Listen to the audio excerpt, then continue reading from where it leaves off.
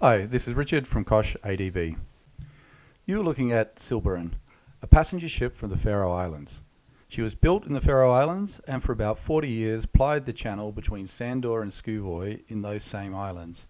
She's a tough little ship, only 12 metres long but weighing 40 tonnes, and she's for sale. However, she has seen better days. She's sitting in Rotterdam and slowly rusting away and been on the market for about 4 years.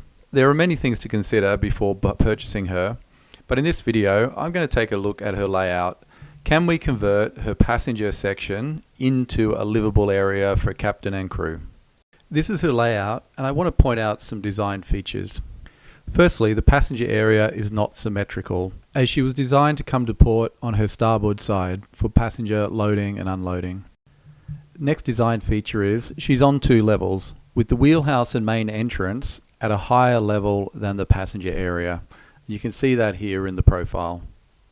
Finally, there are some structural elements we need to consider, such as the placement of the portholes, the toilet, exhaust stacks, as well as the 2 entrances on the starboard side.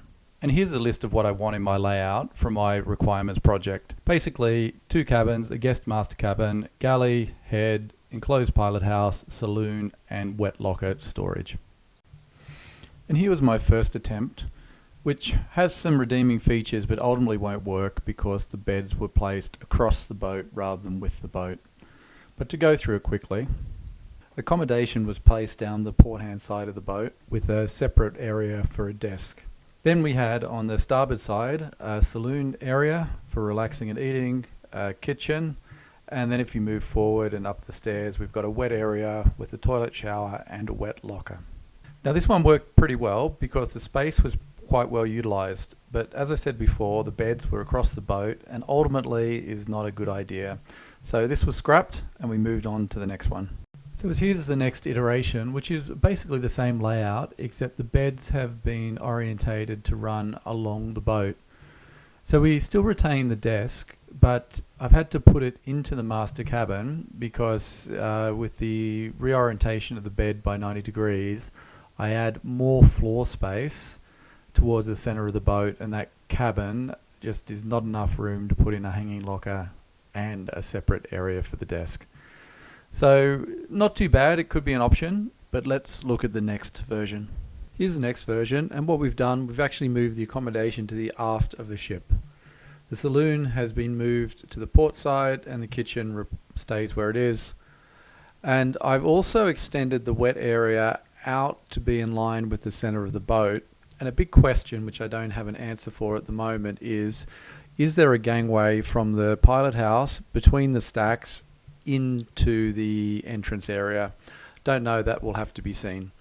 But this one too is not a bad option, and one of the benefits is that light can come into the living areas from both sides of the boat. Whereas before, when we had the cabins all on the port side, then those cabins were blocking off a lot of the light from there. So this actually could be good, and the living areas are more in the center of the boat, which is potentially more comfortable when we're at sea. One of my goals in buying a boat is to be able to use it straight away. And that means that all the systems work and it can start going on adventures straight away.